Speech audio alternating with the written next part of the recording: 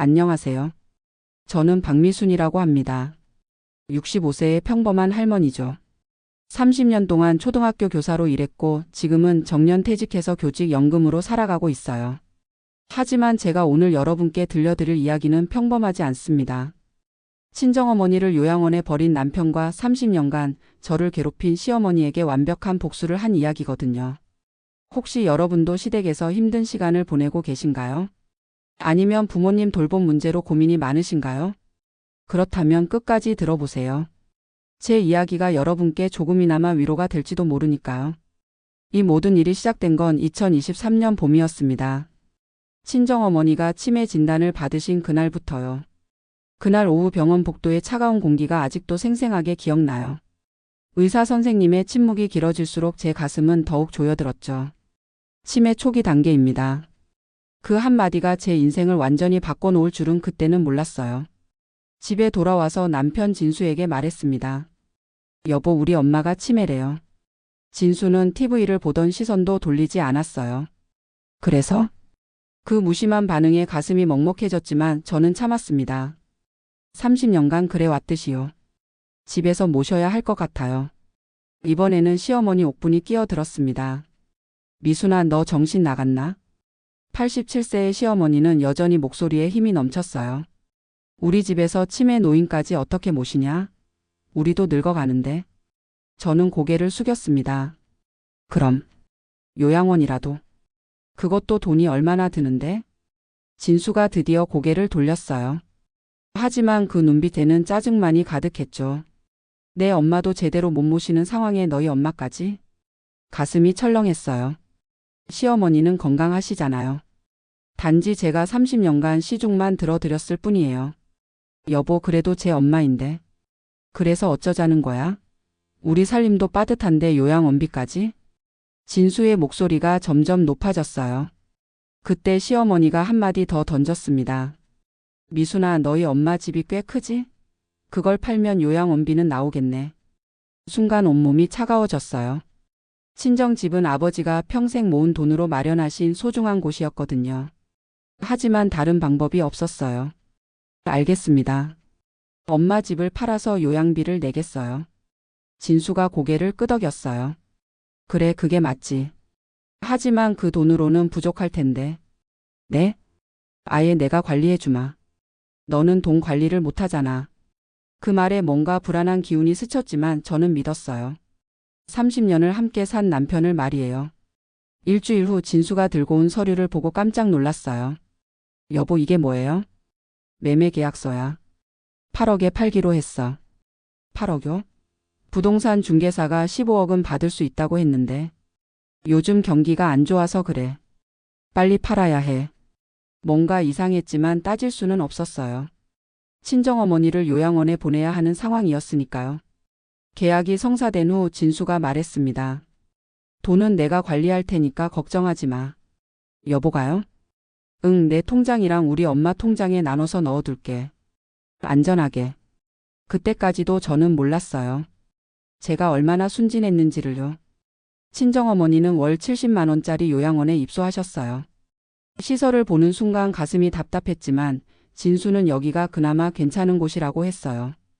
첫 면회를 갔을 때 어머니의 모습을 보고 눈물이 났어요. 깔끔하게 빗으셨던 머리카락은 헝클어져 있었고 평소 좋아하셨던 예쁜 옷 대신 낡은 환의를 입고 계셨죠. 미순아. 어머니가 제 손을 꼭 잡으셨어요. 집에 가고 싶어. 엄마, 조금만 더 계세요. 빨리 좋아지셔서 집에 모실게요. 거짓말이었어요. 진수가 절대 허락하지 않을 걸 알고 있었거든요. 한 달, 두 달이 지나면서 어머니의 상태는 더욱 나빠졌어요. 제대로 된 돌봄을 받지 못하셨거든요. 간병인들은 늘 바쁘다며 어머니께 제대로 신경을 써주지 않았어요. 어느 날 면회를 갔더니 어머니 등에 욕창이 생겨 있었어요. 이게 뭐예요? 간병인에게 따졌더니 대수롭지 않다는 듯 말했어요. 나이 드시면 다 그렇게 돼요. 워낙 거동이 불편하셔서. 그날 밤 진수에게 말했어요. 여보, 엄마가 욕창까지 생겼어요. 더 좋은 곳으로 옮겨야 할 것 같은데. 돈이 얼마나 더 드는데? 지금도 빠듯해서 우리 생활비까지 줄여가며 내고 있어. 거짓말이었어요. 8억이면 충분히 좋은 요양원에 모실 수 있었거든요. 하지만 그 돈이 어디에 있는지 진수만이 알고 있었죠. 2년이 흘렀어요. 어머니는 점점 쇠약해지셨고 저를 알아보시지도 못하게 되셨어요. 마지막 면회에서 어머니는 제 손을 잡으시며 중얼거리셨어요. 집에 가고 싶어. 그리고 그 다음 주 요양원에서 연락이 왔어요. 어머님이 돌아가셨습니다. 장례식장으로 달려갔을 때 관 속의 어머니는 너무 초라하셨어요. 평생 단정하고 우아하셨던 어머니가 그렇게 쇠약한 모습으로 누워 계시다니. 그런데 더 충격적인 건 진수의 모습이었어요. 조문객들과 술잔을 기울이며 웃고 있었거든요. 이제 부담이 줄었네. 그 말을 들은 순간 온몸이 차가워졌어요. 여보? 진수가 저를 보며 말했어요. 뭘 그렇게 슬퍼해? 나이도 많으시고 치매도 있으셨잖아. 어차피 가실 분이었어. 그 순간 깨달았어요. 30년 동안 제가 얼마나 바보같이 살아왔는지를요. 친정어머니를 제대로 모시지도 못하고 외롭게 돌아가시게 한 제 자신이 한없이 미워졌어요. 장례를 치르고 집에 돌아와서 처음으로 진수에게 물어봤어요. 여보, 엄마 집 판 돈이 정확히 얼마나 남았죠? 왜? 알고 싶어서요. 진수가 잠시 망설이더니 말했어요. 거의 다 썼어. 요양원비, 의료비 해서. 8억이나 되는 돈을요? 8억이 얼마나 큰 돈인 줄 알아? 2년 동안 월 70만 원씩이면. 계산해봐. 말이 안 되었어요. 2년간 요양원비는 1680만 원이었거든요. 나머지 7억은 어디로 간 걸까요? 그날 밤 처음으로 진수 몰래 서류들을 뒤져봤어요. 그리고 충격적인 사실을 발견했죠. 친정집은 8억이 아니라 15억에 팔렸던 거예요. 부동산 중개사의 말이 맞았던 거죠. 그럼 나머지 7억은? 통장 내역을 보니 진수 계좌와 시어머니 계좌로 나누어 들어가 있었어요. 심지어 시어머니 명의로 아파트까지 샀더라고요. 그 순간 30년간 참았던 분노가 폭발할 것 같았어요. 하지만 참았어요. 아직 때가 아니었거든요. 다음 날 아침 평소처럼 아침밥을 차려드리며 말했어요. 여보, 밥 드세요? 응. 진수는 아무것도 모르는 채 밥을 먹었어요. 저 역시 아무렇지 않은 척했지만 속으로는 다짐하고 있었어요. 이제 그만 참자. 그날부터 저의 복수가 시작됐습니다. 먼저 은행에 가서 제 개인 적금 3억 원을 모두 인출했어요. 30년 교직 생활로 조금씩 모은 소중한 돈이었지만 이제는 다른 용도로 써야 했어요. 그리고 오랫동안 연락하지 않았던 사람들에게 전화를 걸기 시작했어요. 첫 번째는 제자 이민호였어요. 지금은 변호사가 된 45세의 든든한 제자죠. 선생님, 정말 오랜만이에요. 민호의 반가운 목소리가 들렸어요. 민호야, 선생님이 도움을 부탁할 게 있어서. 네, 말씀하세요. 하지만 선뜻 입이 떨어지지 않았어요. 30년간 순종적으로만 살아온 제가 복수를 꾸민다니. 선생님? 미안해, 민호야. 선생님이 좀 이상한 부탁을 할 것 같아. 무슨 일이신가요? 혹시 누가 선생님을 괴롭히나요? 민호의 목소리에 걱정이 묻어났어요. 그제야 입을 열 수 있었어요. 30년을 참았는데 이제 그만 참고 싶어서 그래. 민호와의 만남은 다음날 조용한 카페에서 이루어졌어요. 제가 30년간 겪었던 일들을 차근차근 설명했죠. 친정어머니를 요양원에 보낸 일부터 재산을 빼돌린 일까지. 민호는 점점 어두워지는 표정으로 제 이야기를 들었어요. 선생님, 이건 명백한 사기예요. 그렇지? 네, 친정어머니의 동의 없이 재산을 처분하고 그 돈을 빼돌린 건 사기죄에 해당해요. 그럼 법적으로 대응할 수 있겠니? 물론이죠. 하지만 증거가 중요해요. 그날부터 본격적인 증거 수집이 시작됐어요. 민호가 소개해준 사립탐정 박철민과도 만났죠. 58세의 박철민은 제가 예전에 가르쳤던 학생의 아버지였어요. 선생님 은혜를 어떻게 갚나 했는데 이렇게 도울 기회가 오네요. 철민은 특유의 꼼꼼함으로 진수 조사에 나섰어요. 일주일 만에 놀라운 사실들이 드러났어요. 진수의 회사가 건설 현장에 납품하는 자재들이 대부분 중국산 불량품이었던 거예요. 게다가 세금 계산서를 조작해서 연간 2억 원씩 탈세를 해왔더라고요. 선생님, 이것만으로도 사업자 등록 취소감이에요. 철민이 서류 뭉치를 보여주며 말했어요. 그리고 이것도 보세요. 사진 몇 장이 나왔어요. 진수가 27세 여직원 이소영과 함께 찍힌 사진들이었어요. 모텔 앞에서 찍힌 사진도 있었죠. 불륜이었구나. 제 입에서 탄식이 나왔어요. 30년을 함께 산 남편이 젊은 여자와 이소영 명의로 된 오피스텔도 있어요. 2억 원 상당입니다. 그 돈도 우리 돈이겠네. 그때 또 다른 제자 김영희에게도 연락했어요. 지금은 세무서에서 근무하는 42세의 영희였죠. 선생님, 탈세 의혹이 있으시다고요? 그래, 영희야. 혹시 조사해 볼 수 있을까? 자료를 주시면 검토해 보겠어요. 영희는 며칠 후 심각한 표정으로 연락했어요. 선생님, 이건 단순한 실수가 아니에요. 체계적인 탈세예요. 얼마나 심각한 수준이니? 3억 원 이상의 추징금이 나올 것 같아요. 모든 퍼즐이 맞춰지기 시작했어요. 진수는 저와 친정어머니를 속이고 온갖 나쁜 짓을 해왔던 거예요. 시어머니 옥분에 대해서도 조사했어요. 병원에 가서 치매 검사를 받아보라고 권유했죠. 어머니 요즘 깜빡깜빡 하시는 게 많은 것 같은데 혹시 병원에서 검사 한번 받아보시는 게 어떨까요? 무슨 소리야? 내가 언제 깜빡했어? 하지만 며칠 후 옥분이 이상한 행동을 보이기 시작했어요. 같은 말을 반복하거나 방금 한 일을 잊어버리는 거예요. 진수도 어머니의 변화를 눈치챘죠. 엄마, 병원 한번 가보세요. 결국 옥분은 병원에서 초기 치매 진단을 받았어요. 초기 치매시네요. 아직은 일상생활에 큰 문제 없지만 재산 관리 같은 복잡한 일은 피하시는 게 좋겠어요.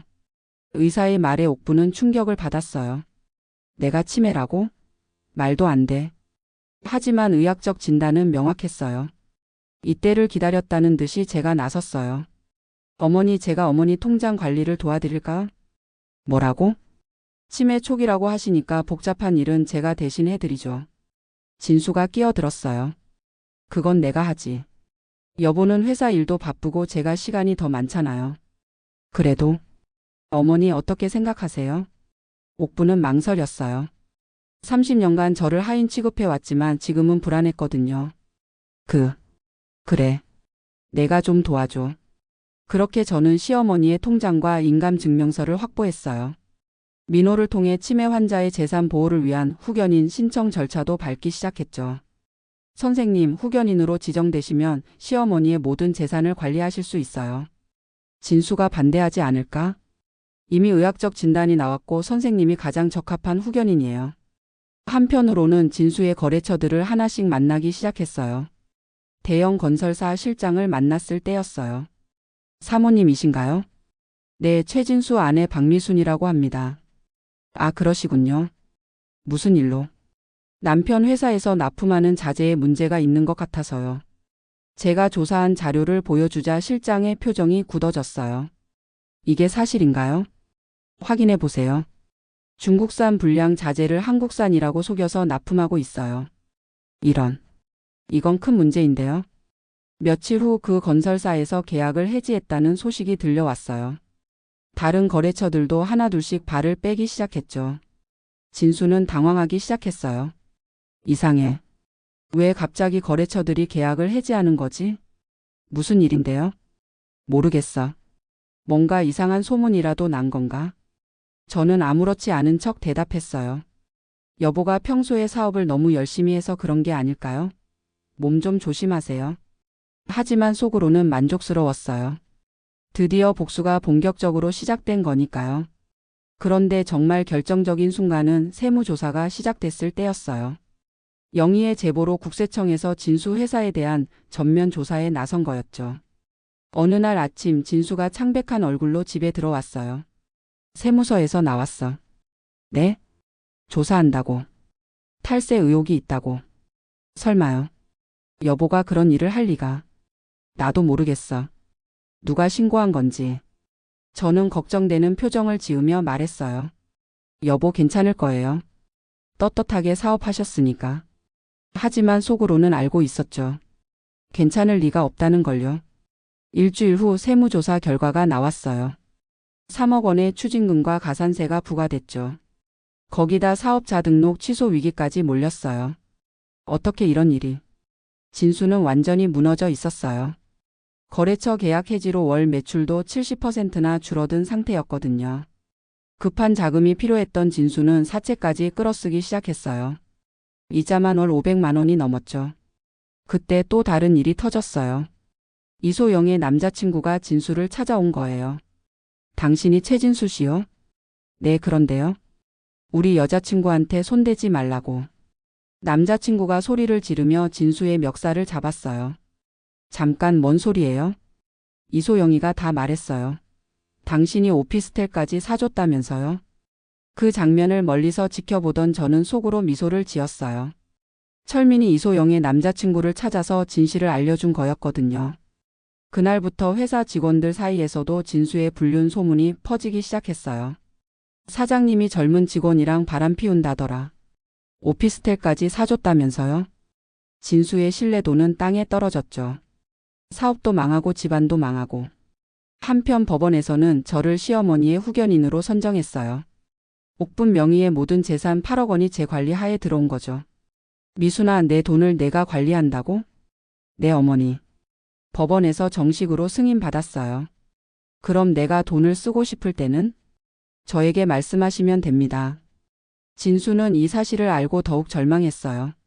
어머니 재산에 손을 댈 수 없게 되었거든요. 당신 우리 엄마 돈 좀 써보자. 안 됩니다. 왜? 그 돈은 어머니가 요양원에서 쓰실 거예요. 무슨 소리야? 엄마는 집에 계시잖아. 지금 치매가 진행되고 계시잖아요. 좋은 요양원에 모셔야죠. 우리 엄마처럼 좋지 않은 곳 말고 정말 좋은 곳으로요. 진수의 얼굴이 하얗게 변했어요. 그제야 제 변화를 느낀 거죠. 그리고 마침내 결정타를 날릴 때가 왔어요. 민호를 통해 진수를 사기죄로 고발한 거였죠. 친정어머니의 재산 15억 원을 8억 원에 헐값 매각하고 나머지 7억 원을 횡령한 혐의입니다. 검찰에서 고발장을 접수했어요. 동시에 국토부에는 불법 건축자재 사용 신고를, 소방서에는 안전기준 위반 신고를 했어요.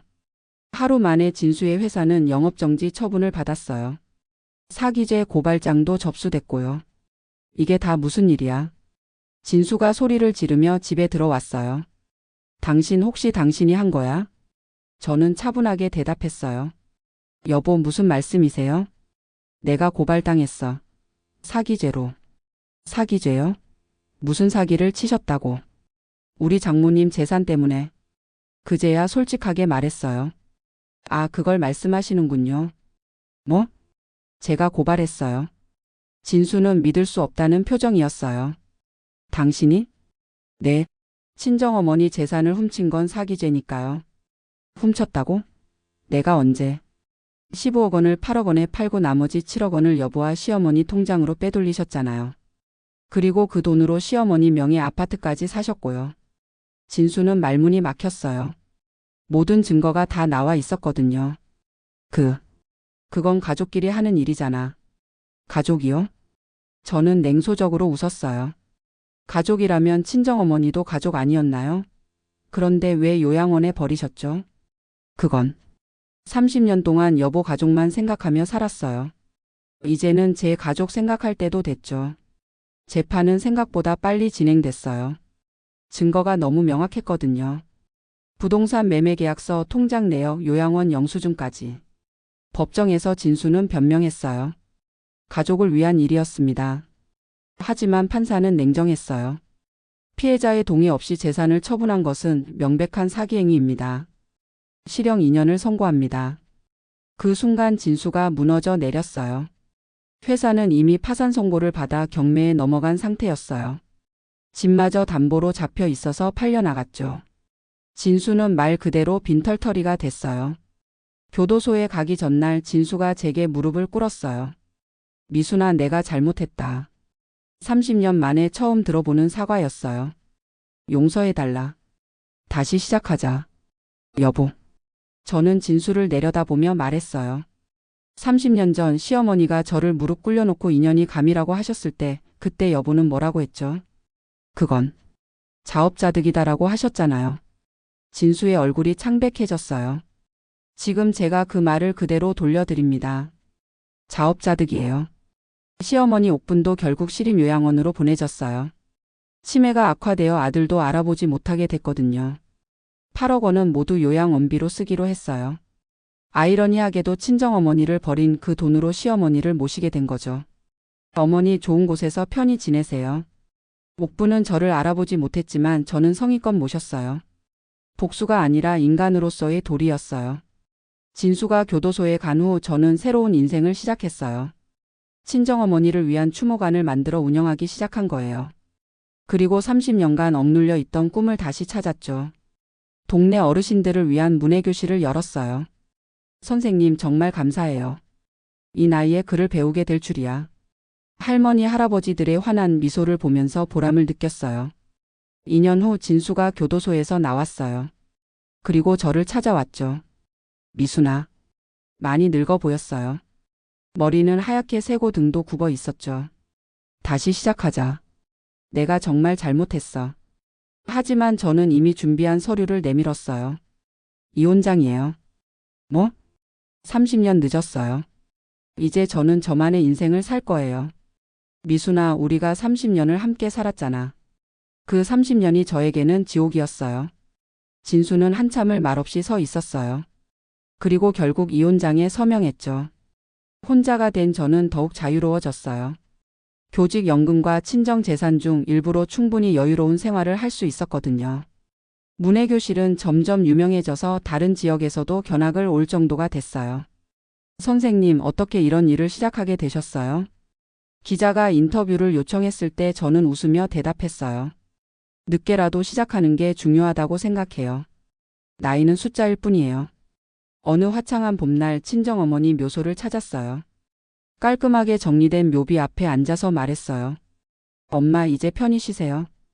따뜻한 바람이 볼을 스쳤어요. 딸이 제대로 복수했어요. 그리고 환한 미소를 지었어요. 30년간 참았던 분노도 억울함도 이제는 모두 사라졌거든요. 이제는 진짜 제 인생을 살 거예요. 늦었지만 행복하게요. 어머니도 기뻐하실 것 같았어요. 지금도 저는 문해교실을 운영하며 보람찬 나날을 보내고 있어요. 가끔 비슷한 처지의 여성분들이 상담을 요청하시기도 해요. 선생님, 저도 시댁에서 너무 힘들어요. 어떻게 참고 사세요? 그럴 때마다 저는 말해드려요. 참지 마세요. 인내에도 한계가 있어요. 물론 복수를 권하지는 않아요. 하지만 자신의 권리는 당당히 주장하라고 말씀드리죠.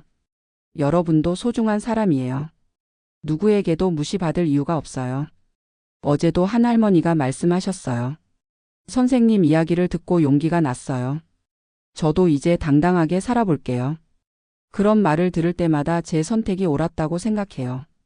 30년을 참고 살았지만 마지막에는 제대로 된 삶을 찾았으니까요. 지금 65세인 제게도 아직 긴 인생이 남아 있어요.